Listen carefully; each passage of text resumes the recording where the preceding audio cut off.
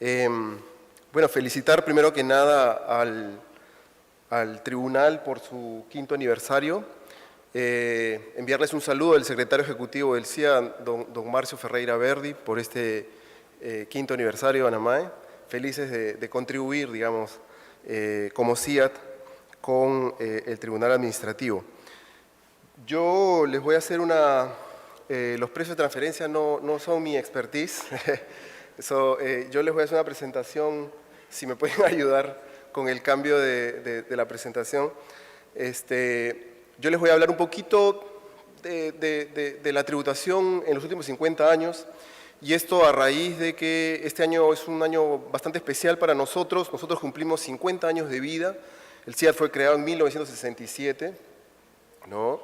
Entonces, este año justamente en la Asamblea General de México, celebrada en abril pasado, bueno, fue un evento bastante especial donde pudimos repasar y presentar algunos trabajos de corte histórico, ¿no?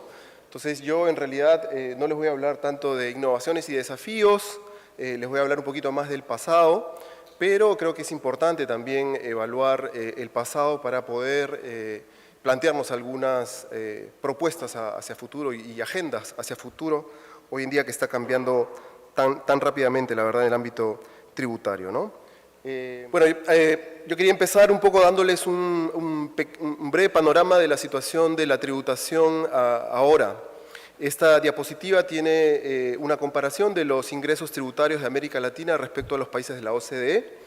Esto proviene de nuestro reporte anual que hacemos con CEPAL, BID y OCDE, es el Revenue Statistics para América Latina, que desde hace varios años ya publicamos anualmente, y que trata de comparar, ¿no?, los ingresos tributarios de América Latina con los de los países OECD, para analizar un poco de manera homogénea la performance de los ingresos.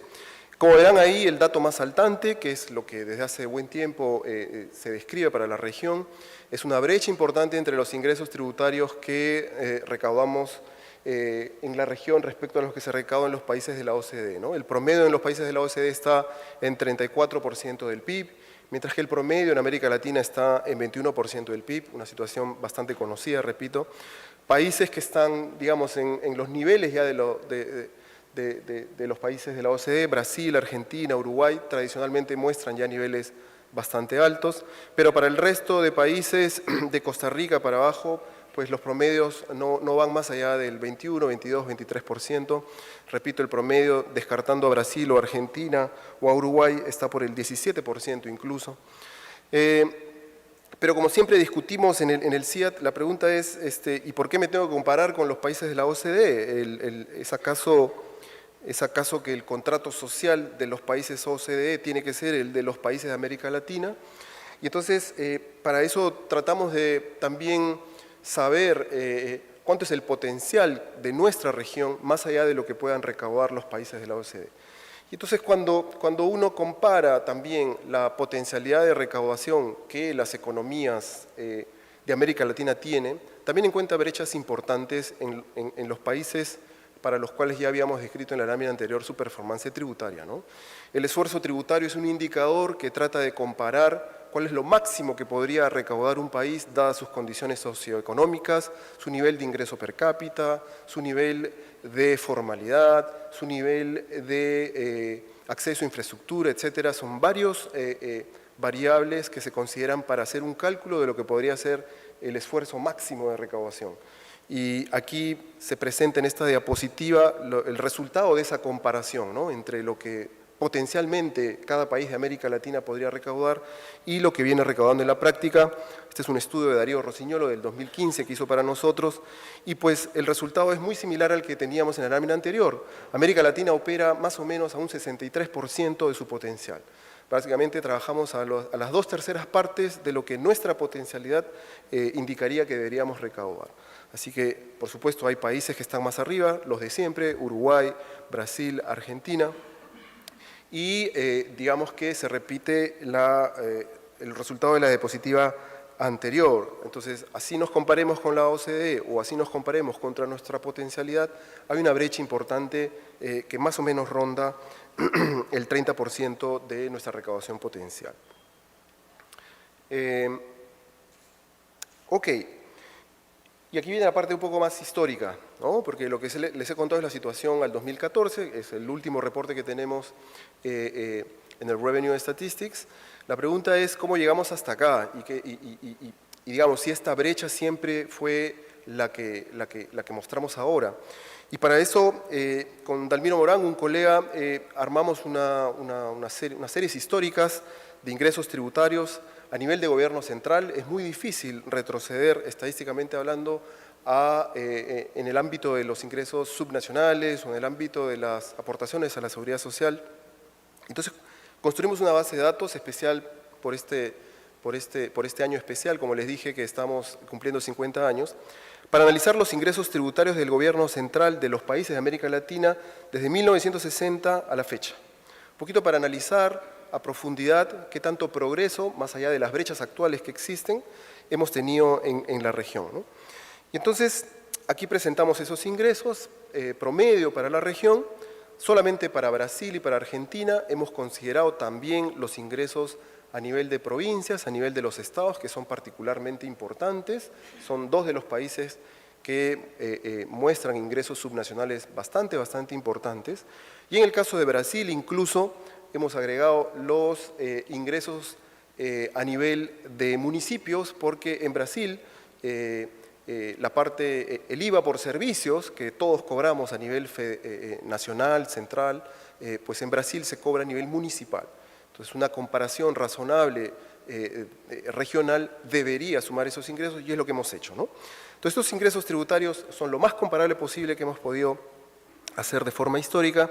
Entonces, es interesante notar, y ese es el mensaje positivo, digamos, de mi presentación, que si bien hay una brecha hoy en día entre los países, si bien hay una brecha, como les mencionaba, entre los países de la OCDE y los países de América Latina, la buena noticia es que en los últimos 50 años la región latinoamericana ha incrementado casi 6 o 7 puntos del PIB sus recaudos, ¿no? Por supuesto que hubiera sido mayor si es que no se hubiera dado la crisis de la deuda de los 80, que vamos a repasar un poco, pero básicamente de recaudar 9.7% del PIB en promedio en los 60, en el 2014 recaudamos a nivel de gobierno central principalmente promedios que van por el 16.2%. Repito, la diferencia son ingresos por aportaciones sociales, que normalmente los dejamos fuera para el análisis, ¿no? Entonces, la buena noticia es, ha habido un esfuerzo en los últimos 50 años en la región. Ahora, si uno repasa un poco históricamente, los 60 son un periodo, digamos, de bonanza, ¿no? La región en los 60 viene los ingresos reflejan ese impacto positivo de la etapa posguerra, de economías, digamos, creciendo a ritmos importantes, es un poco la inercia. Los 70 son, ven un poco el impacto de la recesión y el fenómeno inflacionario en los países desarrollados por la crisis de petróleo de 1973. Nosotros regionalmente siempre hemos estado dependiendo de los términos de intercambio y cualquier crisis en nuestros principales socios, como la que pasó ahora en el 2008-2009, nos afecta notoriamente.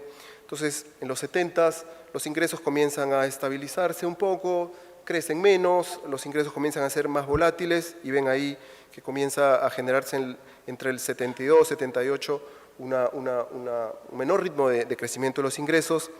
Y pues en realidad donde se desata una performance muy negativa en los ingresos tributarios de la región es en los 80s, cuando se siente el efecto pleno en la región de la crisis de la deuda, ¿no? Probablemente la crisis más grave que ha tenido la región en su historia reciente, que llevó a un incremento de los niveles de pobreza, niveles de recesión nunca antes vistos, y que generan en el ámbito tributario, por supuesto, una reducción de los ingresos considerablemente. En el año 89 recaudábamos niveles similares a los 20 años anteriores, en 1969-70, y que de no haberse dado probablemente hubieran llevado que los ingresos que les decía que habían crecido casi 6 o 7 puntos del PIB, pues hubieran crecido muchísimo más, ¿no? Sin embargo, esa crisis generó toda una serie de políticas de ajuste estructural de las economías, liberalización de las economías que hemos visto a plenitud durante todos los 90, lo que terminó por llamarse el consenso de Washington, y que ha llevado en lo tributario a una mejora en los ingresos tributarios, como pueden ver ahí. Desde los 90 en adelante ha habido una secuencia de ingresos, de crecimientos, importantes, que se empujaron aún más en la etapa anterior a la crisis del 2008-2009, que supuso un crecimiento sin precedentes en la región, arrastrados pues por el crecimiento de nuestros principales socios comerciales, un crecimiento en el precio de los principales commodities de la región, que hace que en el 2007 llegáramos a recaudar 15.6% del PIB. El resto es historia conocida, reciente. La crisis afectó los ingresos considerablemente en el 2008-2009 y nos venimos recuperando de esa situación en los últimos años, ¿no? Entonces, mensaje positivo: sí, recaudamos menos que los países OCDE, pero recaudamos bastante más que lo que recaudamos hace 50 años. El tema es de dónde ha provenido ese crecimiento. Y ese crecimiento, desafortunadamente, y es el mensaje negativo de mi presentación, ha provenido de una mayor carga de impuestos indirectos, ¿no? Si hay una tributación que ha mejorado, es la de los impuestos indirectos, que tiene efectos nocivos para los niveles de equidad de los sistemas tributarios. Aquí en esta gráfica le presento lo mismo que les he presentado en la diapositiva anterior, pero por principales impuestos, ¿no? Las barras amarillas representan los impuestos sobre la renta, patrimoniales, los impuestos sobre la renta de personas físicas, jurídicas. Las barras azules representan los impuestos sobre bienes y servicios, básicamente el IVA, o los impuestos sobre venta a consumo final anteriores al IVA, o los impuestos selectivos especiales. Las barras negras representan los impuestos sobre el comercio internacional, principalmente ahora impuestos sobre importaciones, pero en los 60 también impuestos sobre exportaciones. Y las barras rojas representan el resto de tributos que existían o que existen en el sistema tributario a la fecha, ¿no? Y lo que ven es un poco la situación que ya conocemos hoy en día, que los impuestos indirectos representan casi 2/3 partes de lo que se recauda en la región. En los 60s o 70s provenían de impuestos selectivos o de impuestos sobre exportaciones o de impuestos sobre importaciones. Recordemos que en los 60s, 70s hay toda esta idea de estrategia de desarrollo basada en la sustitución de importaciones, y eso supone o supuso niveles de protección arancelaria importantes. Son épocas en las que cobramos impuestos en cascada sobre bienes y servicios. Así que, digamos, es básicamente la principal fuente de recaudo. Ese 34% que aparece ahí entre los 60s y 70s son los impuestos directos patrimoniales, quienes los teníamos, sobre la renta mayoritariamente los que existían. Es verdad que en esta época las conferencias del Programa Conjunto de Tributación OEA, BIT, CEPAL destacaban, por ejemplo, la necesidad de aumentar los impuestos directos. Venimos discutiendo esta necesidad de mejorar los impuestos directos hace 50 años, no es nuevo. Había mucha preocupación, mucha discusión en los foros internacionales de esa época por mejorar la tributación directa, porque representaba solamente 34% del total recaudado.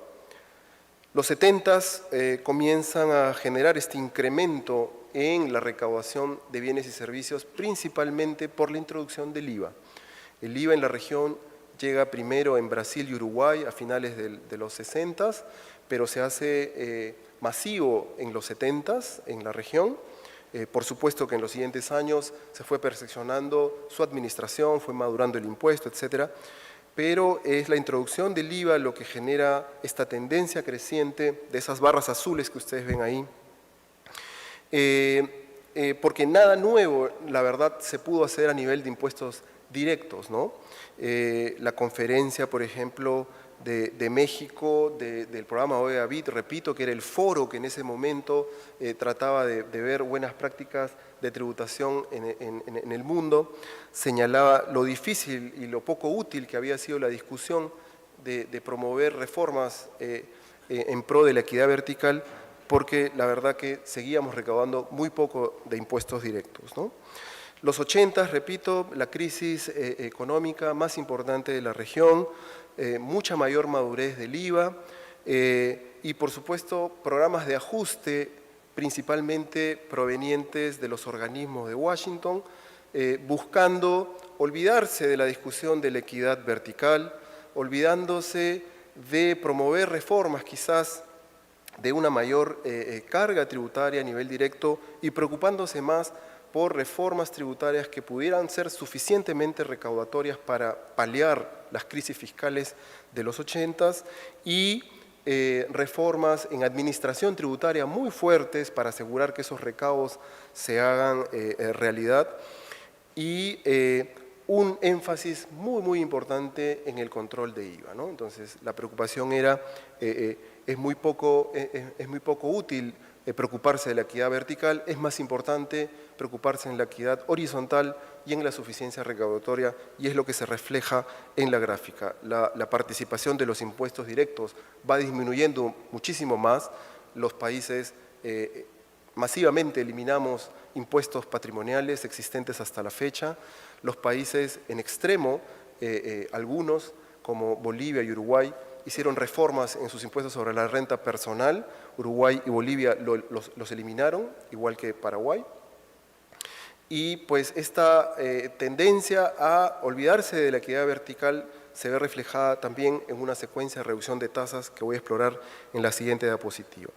La cosa es conocida del 90 en adelante, ¿no? Una mayor preponderancia de los impuestos indirectos, el IVA toma fuerza, comienza a asumir las bases imponibles de los impuestos selectivos que se van derogando, comienza a asumir la carga tributaria de los aranceles que se van derogando y comienza a tener una participación muchísimo mayor. Miren ustedes ahí en la gráfica, el 95, el 2000, pues el IVA básicamente recauda el 60% del total recibido por el gobierno central. Y pues la década pasada, los años más recientes, si bien hay una recuperación de los impuestos directos, repito, tiene que ver más con la situación económica externa, que siempre es la que determina qué pasa en América Latina, situación de precios de los commodities importantes y, por supuesto, un incremento en el pago del impuesto a la renta de las personas jurídicas. Si uno desagregara esas barras amarillas entre personas físicas y personas jurídicas, lo que vería es una mucha mayor importancia siempre de los impuestos sobre personas jurídicas, que son los que han soportado tradicionalmente los ingresos tributarios a nivel de impuestos sobre la renta, ¿no? Esta gráfica representa un poco o trata de resumir esta idea surgida en los 80s a raíz de los programas de ajuste estructural. Repito, hasta los 60, 70s había esta preocupación en el programa conjunto de tributación OEA, BIT, CEPAL, de promover reformas en pro de la equidad vertical.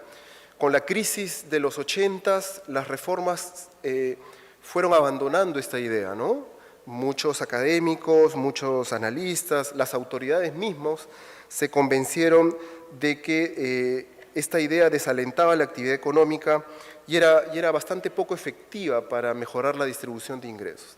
Y entonces lo que se da es una secuencia de reducciones importantes en las tasas impositivas de los principales impuestos.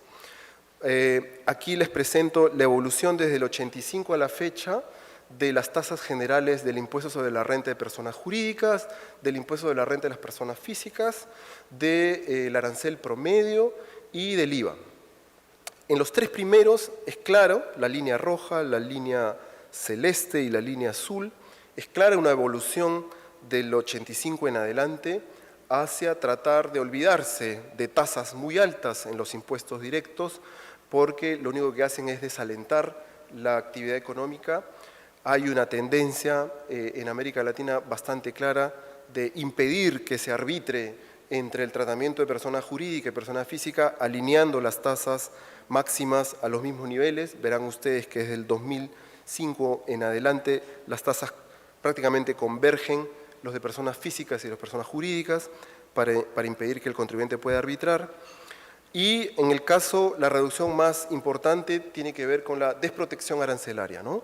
Parte de las recomendaciones de cambio estructural de las economías en los 80s supuso una liberalización del comercio, eso supuso reducir las barreras arancelarias de forma importante, así que de tener unas tasas arancelarias promedio cercanas al 49%, hoy en día América Latina tiene o muestra tasas de 6.5, 4.3% de arancel promedio efectivo, ¿no? La verdad que si algún ingreso, si alguna secuencia de tasas es importante destacar, es la de los aranceles. Ahora, esa reducción tiene un costo y el costo era menores recaudos, así que el IVA se convierte en la pieza fundamental, repito, de las recomendaciones del llamado consenso de Washington. Es el impuesto que más se fortaleció desde los 80s en adelante y su tasa también supuso o vio reflejada una carrera alcista, digamos, ¿no?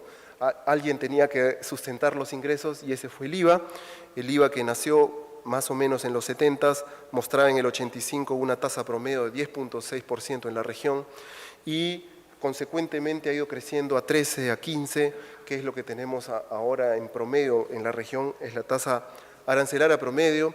Hay países que tienen una tasa más baja, Panamá incluido, que está con el 7%, pero digamos el promedio regional va por el 15%, y es un poco el reflejo, con esta diapositiva lo que quería mostrar es un poco el reflejo de ese llamado consenso de Washington, que en el ámbito tributario supuso enfocarse en el IVA y abandonar el intento por cobrar o manejar escalas o tasas importantes a nivel de impuestos sobre la renta.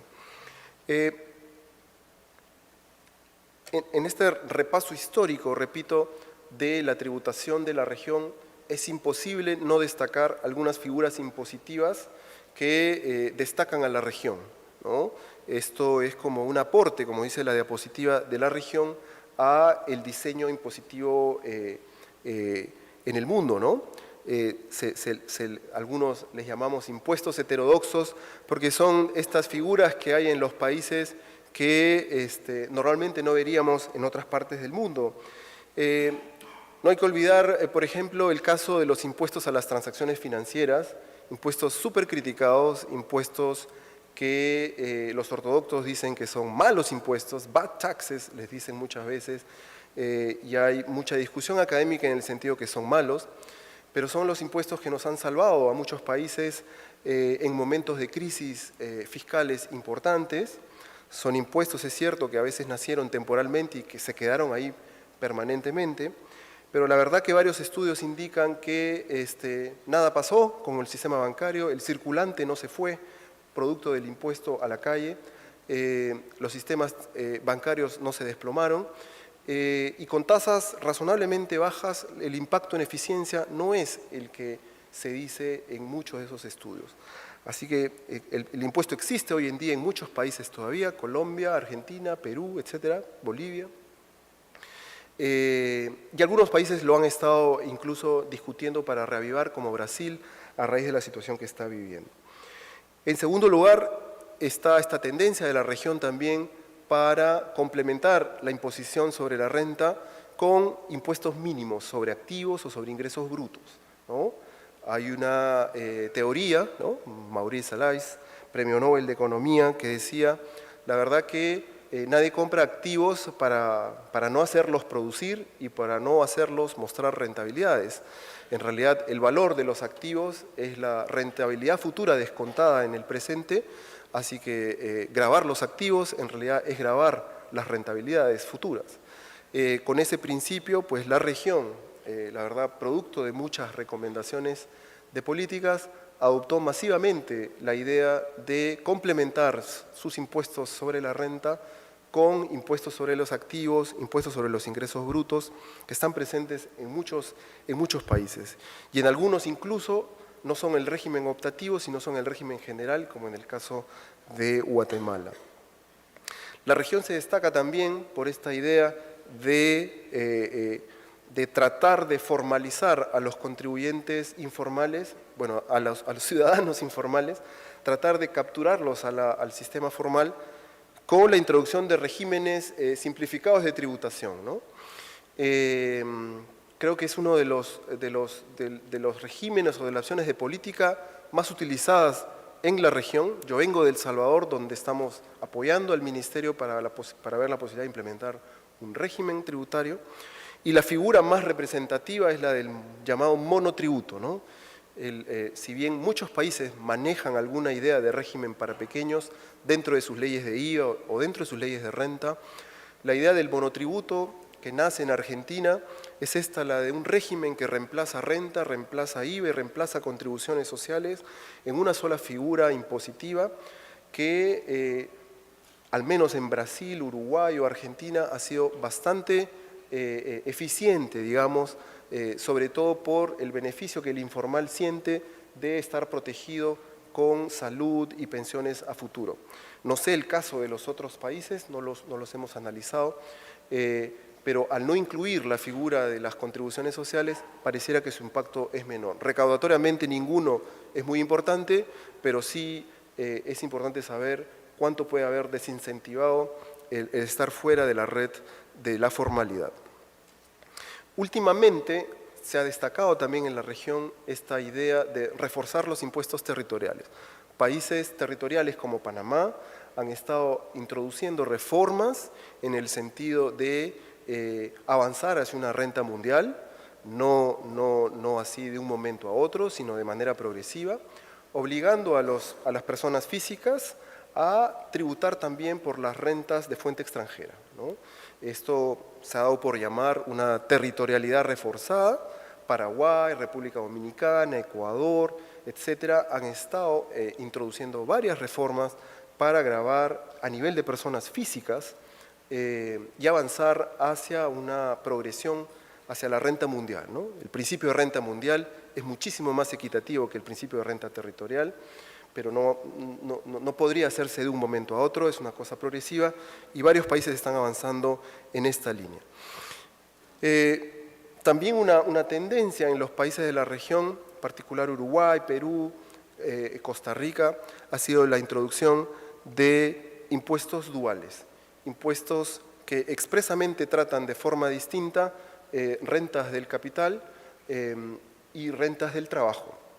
Esta idea de globalidad del impuesto sobre la renta está bastante abandonada en el mundo y en la región está avanzándose muchísimo hacia manejar impuestos duales del tipo nórdico, de tener una tasa pequeña y uniforme para las rentas del capital y mantener la globalidad para las rentas del trabajo.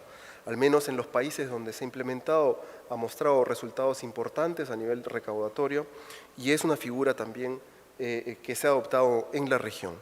Y por supuesto está este aporte de la región en el tratamiento, en el control de la manipulación de precios de transferencia, ¿no?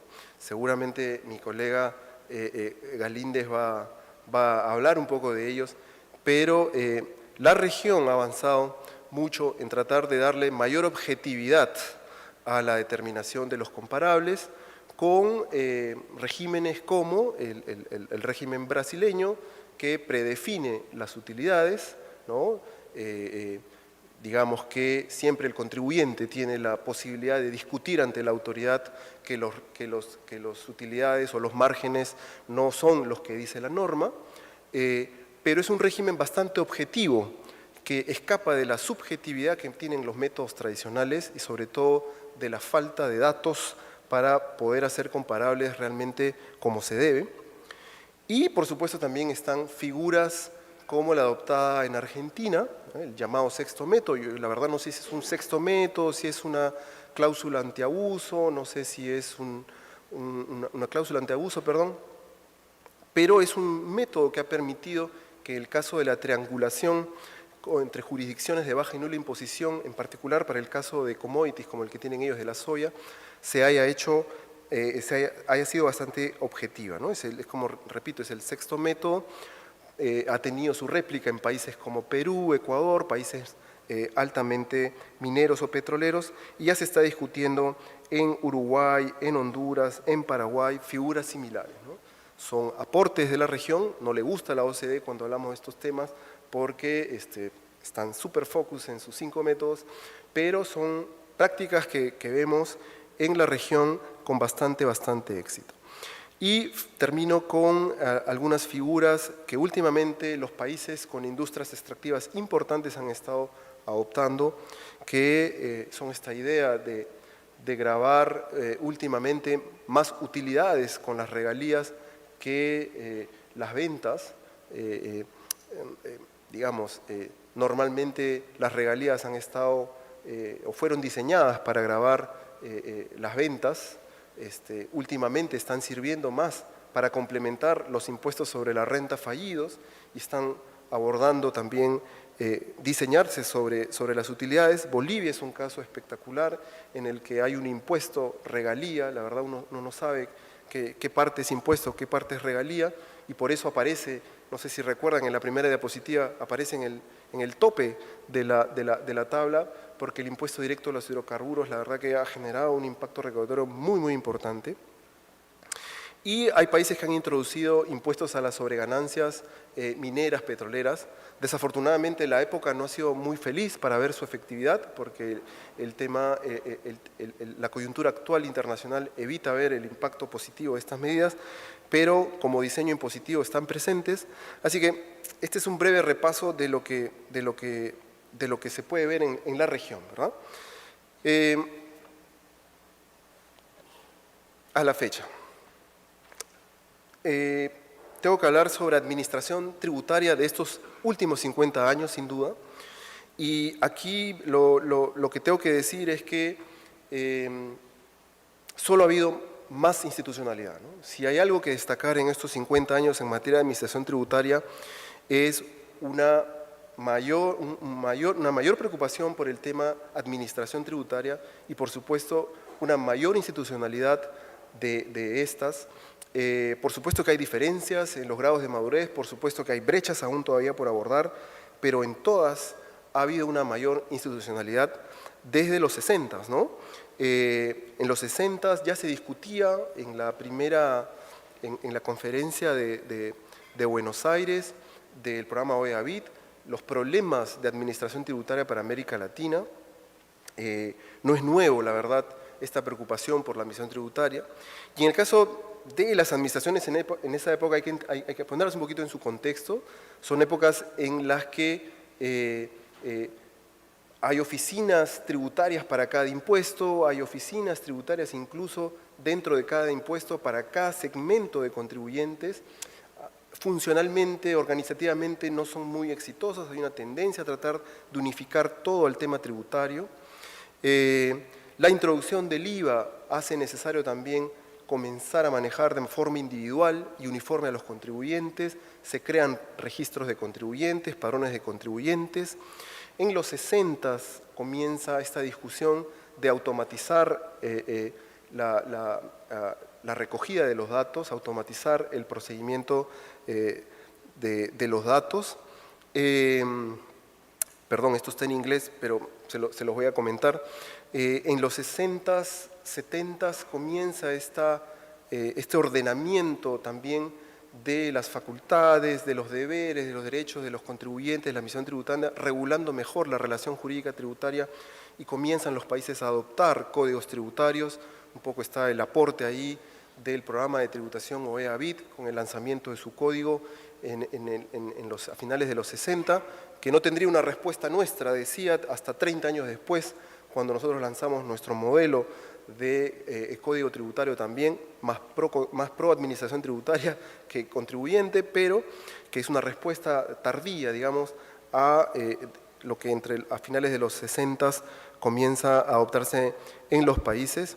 Y por supuesto, esta idea de autodeterminación de parte del contribuyente, ¿no? Esta idea aceptada en el mundo, es el contribuyente el que determina su obligación, no es la autoridad tributaria, algo que se está discutiendo ya de si va a ser el modelo a futuro, ¿no?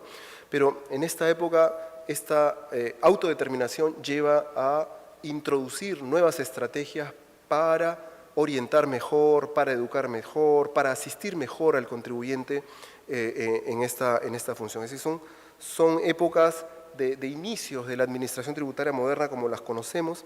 En los 80s, pues, esa automatización de datos lleva ya a formar sistemas de información más fuertes, la cuenta corriente principalmente, y por supuesto que el IVA lleva a la necesidad de utilizar mejor la información de terceros, comienzan a haber cruces de datos y sistemas o programas en los países hay muchos. En el paper que acompaña esta presentación, que debe estar en la página web del TAT, hay mucho detalle de lo que en los países se implementó desde los 80 y por supuesto la novedad, digamos, en materia de administración en la región fue la creación de las unidades de grandes contribuyentes. Si hay un aporte que ha hecho la región en materia tributaria es esta idea de controlar con unidades especiales a los grandes contribuyentes. Luego en el mundo, por asistencias del fondo, del banco, esta idea se ha extendido en muchos otros países, pero esto comenzó en América Latina en los 80s y está presente en todas las autoridades de la región. En los 90s comienza a darse una tendencia también a una mayor autonomía. Hay estudios que demuestran que la mayor autonomía de las administraciones tributarias mejoró su performance en el tiempo.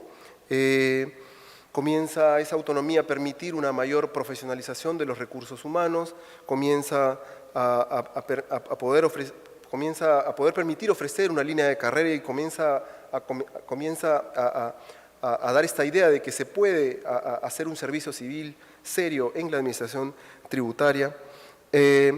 Hay un involucramiento de la administración tributaria con la política tributaria para un mejor diseño. Esa profesionalización lleva a que la administración tributaria sea vista como la experta en los temas y en la región yo no conozco ninguna administración que no se involucre mucho en el diseño de política tributaria. Es prácticamente la regla, cosa que no sucede en los países de la OCDE.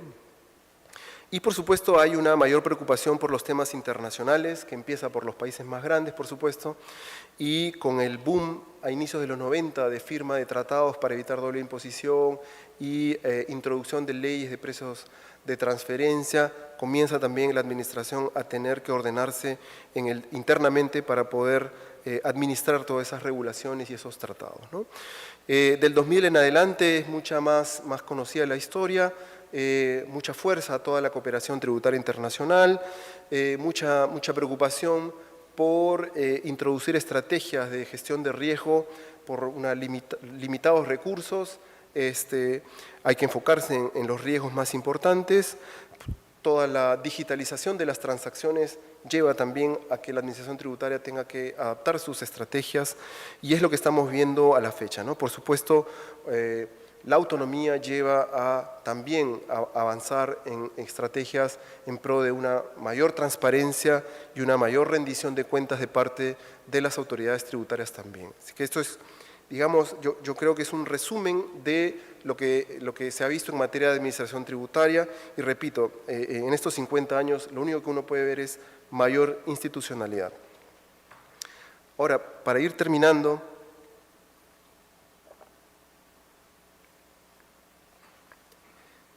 habiendo repasado la parte de política y la parte de administración, la pregunta es, ¿y qué efecto tiene eso en uno de los objetivos más importantes de la tributación, que es mejorar la capacidad redistributiva de las políticas fiscales? Pues la verdad, muy pequeña, ¿no? Como les indiqué, la tributación, no desde ahora, sino desde hace 50 años, está muy enfocada en los impuestos indirectos. El impuesto sobre la renta, en particular, el impuesto sobre las personas físicas, es muy pequeño. El aporte a los recaudos y a las políticas en pro de la igualdad del impuesto sobre la renta de personas físicas es muy reducido. Y entonces, cuando uno compara lo que la acción de la política fiscal puede hacer para reducir la desigualdad, encuentra brechas importantes entre los países de la OCDE y los países de América Latina, ¿no? En esta gráfica que puede sonar complicada, que es de origen de CEPAL, hay unos puntitos ahí rojitos que representan los niveles de desigualdad antes de cualquier acción fiscal, ¿no? La OCDE es la última columna, dice ahí el índice de Gini, que es el índice que mide la desigualdad, es 0.47 antes de cualquier acción fiscal. Y el promedio de América Latina está en 0.51, o sea, más o menos lo mismo, ¿verdad? El promedio en América Latina, antes de cualquier acción fiscal, es más o menos similar a la que hay en los países de la OCDE. ¿Qué pasa con la acción de las políticas fiscales gracias a la mayor recaudación o gracias a que están orientados más a impuestos directos como el impuesto de la renta personal? Pues las políticas permiten reducir esa desigualdad de 0.47 hasta 0.24. O sea, prácticamente la reduce a la mitad. La acción de la política fiscal logra esos efectos. Mientras que la misma acción en los países de América Latina solo logra reducir el índice de igualdad de 0.51 a 0.42. Así que, si bien los niveles de desigualdad pueden ser similares en los países de la OCDE, en los países de América Latina, lo que hace distinto es la acción de la política fiscal, entendida como la que puede hacer el Estado por los mayores recaudos o por el diseño mismo impositivo que está enfatizando una mayor tributación directa en lugar de una tributación indirecta. Entonces, ¿qué podemos hacer?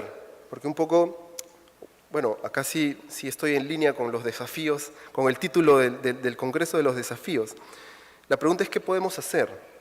Pues podemos simplemente no hacer nada, porque el desarrollo va a hacer que los ingresos tributarios tiendan a crecer, es natural. El ingreso per cápita, conforme va aumentando, va demandando mayor servicio del Estado y eso lleva necesariamente a un incremento del tamaño del Estado, un incremento de los ingresos tributarios. Aquí en esta gráfica yo lo que les presento es la relación entre ingreso per cápita y recaudación.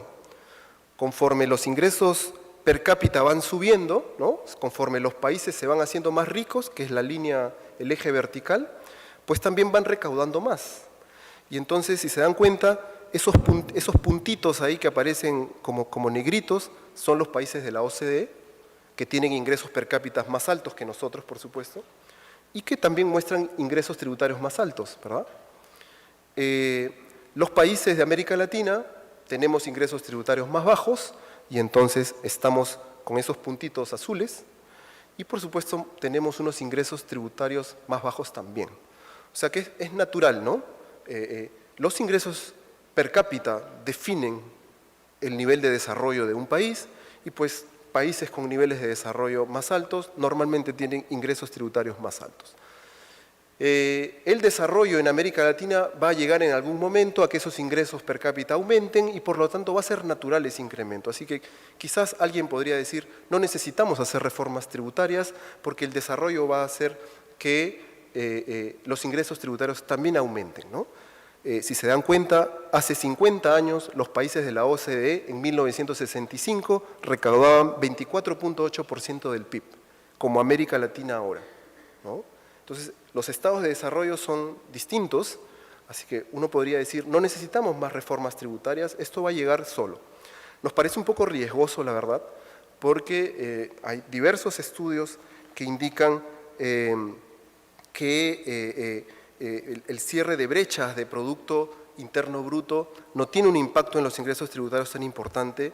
Yo creo que es muchísimo más importante promover ahora reformas tributarias principalmente redistributivas. Yo creo que el momento es el adecuado por algunas de las consideraciones que voy a pasar a detallar. Ya me quedan muy pocos minutos.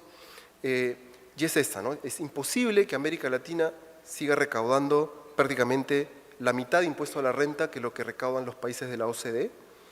El impuesto a la renta, verán ustedes en los países de la OCDE, está por el orden del 11.5% del PIB y América Latina recauda prácticamente la mitad en impuesto a la renta. Y la fuente principal de esta brecha está en la imposición directa personal, como les digo. Nosotros recaudamos prácticamente la quinta parte de impuestos sobre la renta de personas físicas de lo que recaudan los países de la OCDE, que están por el orden del 8.8% del PIB, mientras que en América Latina no llega al 2% del PIB. Es imposible que sigamos recaudando prácticamente la tercera parte en impuestos sobre la propiedad de lo que recaudan los países de la OCDE, Está bien, los impuestos sobre la propiedad, sobre la riqueza, sobre las herencias, etcétera, no son grandes recaudadores en ninguna parte, pero ayudan a reducir los niveles de desigualdad. Y en América Latina, pues prácticamente no existen más que en Argentina, en Uruguay y algo, se podría decir, en Colombia, ahora que se ha introducido. No podemos seguir recaudando la tercera parte en contribuciones sociales o un poco más de la tercera parte en contribuciones sociales. Sí, es cierto que mucho está asociado a la alta informalidad laboral de la región, pero algo se puede hacer en términos de políticas. Y pues no podemos seguir así en esta situación, así que el desarrollo no va a cambiar esta situación si es que no ayudamos con políticas a la tributación.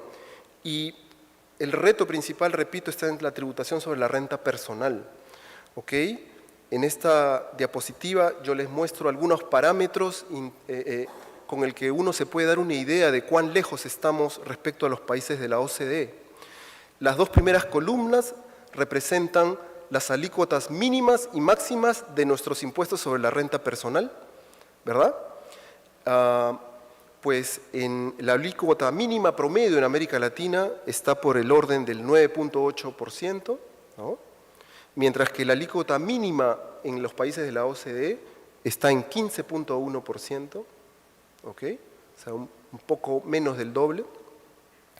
La alícuota máxima en los países de América Latina está en promedio en 26.6% del PIB y la alícuota máxima en los países OCDE está en el orden del 43.9%.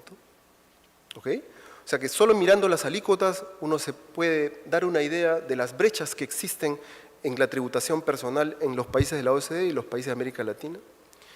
Pero la alícuota no define la carga efectiva, ¿verdad? La alícuota es solamente la alícuota legal.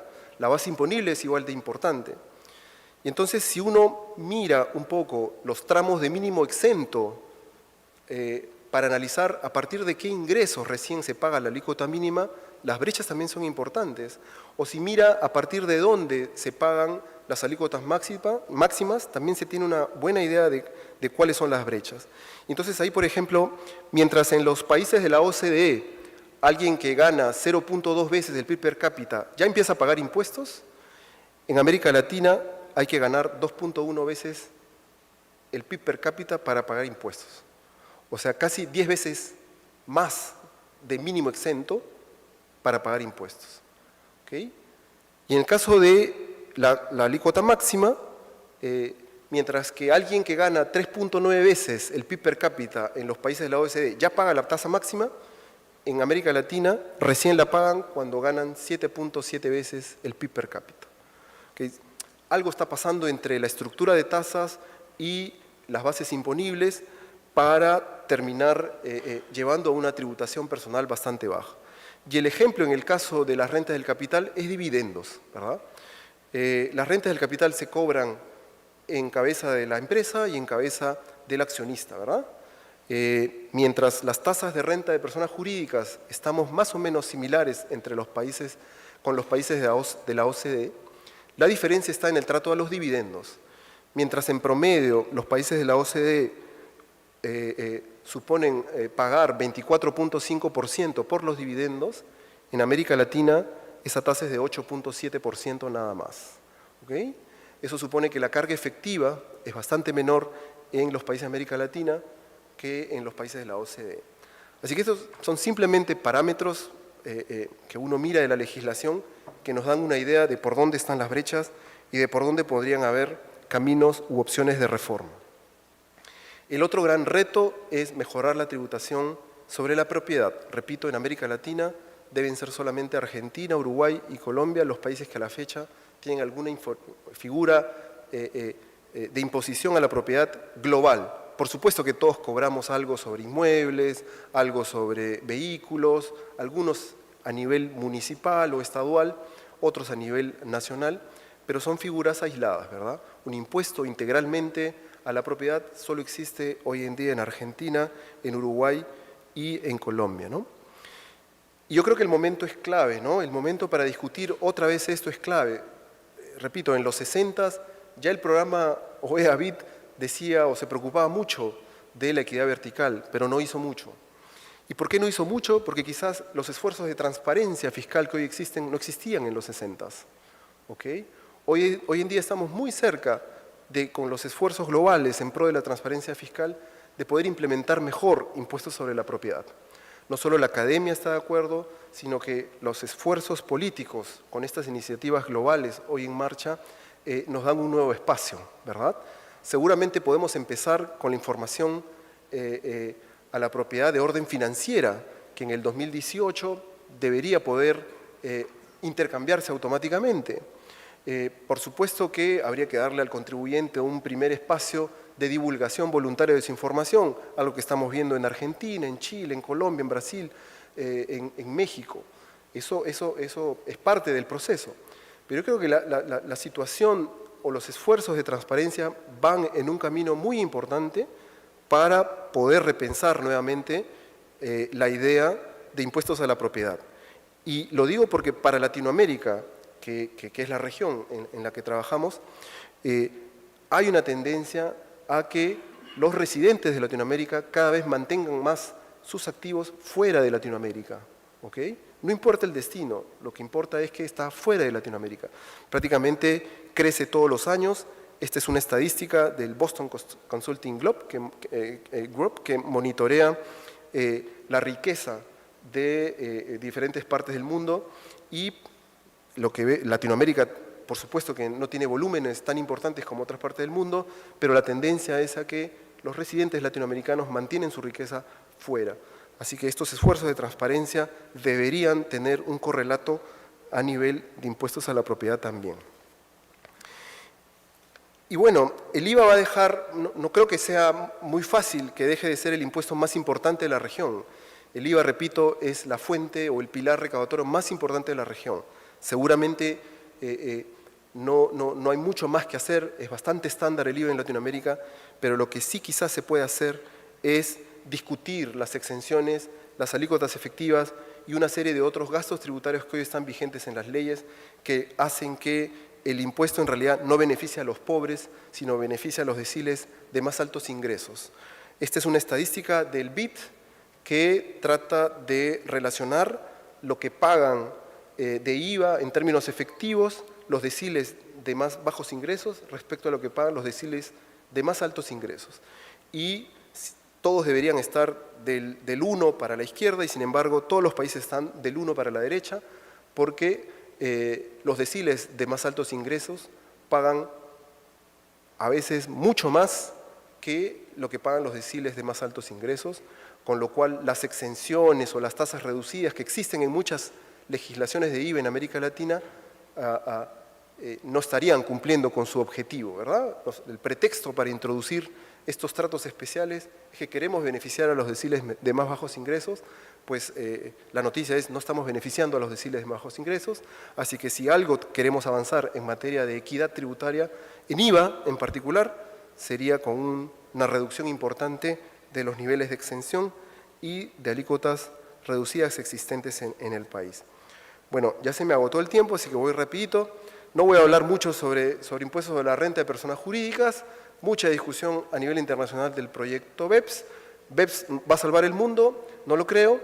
Hay una agenda importante en cada país que va a tener que ser discutida. Brechas importantes hay, por supuesto, en la imposición sobre la renta de las personas jurídicas asociadas a problemas de legislación doméstica, a problemas vinculados con tratados o problemas vinculados con la planificación fiscal agresiva.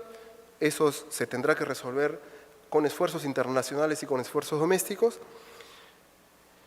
El involucramiento de América Latina con estas iniciativas internacionales es cada vez mayor, es muy importante. Por supuesto que los países G20 o OCDE de la región están muy involucrados con las iniciativas BEPS, con las iniciativas de transparencia, con las iniciativas en materia de intercambio automático de información, etc. Pero el resto de países está comenzando a participar activamente de esto, así que debería tener un correlato a un alineamiento de políticas. Por supuesto que la pregunta es, perdón, otra vez está en inglés, pero la pregunta es qué tan legítimos son esos esfuerzos en los que, está bien, me han consultado, pero no he formado parte de su diseño, ¿no? Hay mucha discusión hoy en día de qué tan legítimo puede ser para un país que no participó desde un inicio en el proyecto BEPS el implementarlo en sus países solamente porque nos consultaron, ¿no? Nosotros como CIAT apoyamos a la OCDE en las consultas regionales, ya van 4, pero eso no va a hacer que los países hagan suyas las recomendaciones. Habrá que trabajar muchísimo más. Hay una plataforma ahora en marcha de Naciones Unidas, OCDE, Banco Mundial y el Fondo Monetario que está tratando de hacer esfuerzos para convertir o en hacer más legítimas estas propuestas. Por supuesto que todo va a depender de la agenda interna de cada país. Hoy en día Costa Rica, Brasil seguramente están más preocupados de cómo resolver su déficit fiscal que implementar el proyecto BEPS.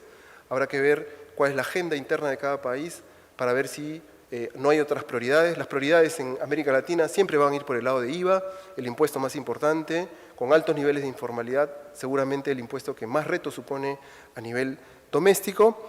Y por supuesto que habrá que buscar que introducir en la agenda tópicos para América Latina que no están siendo abordados por el proyecto BEPS, como la tributación de los ingresos por servicios, la erosión de las bases imponibles nuestras por el pago de intereses y otras figuras, y por supuesto el problema importante de la región de una proliferación de incentivos tributarios impresionante, ¿no?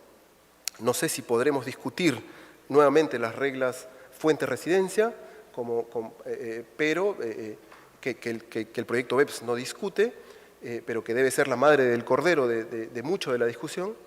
Pero en algún momento, siendo América Latina cada vez más creadora de multilatinas, tendrá en algún momento que imponer en la agenda internacional tributaria una discusión más amplia nuevamente de estas reglas fuente-residencia.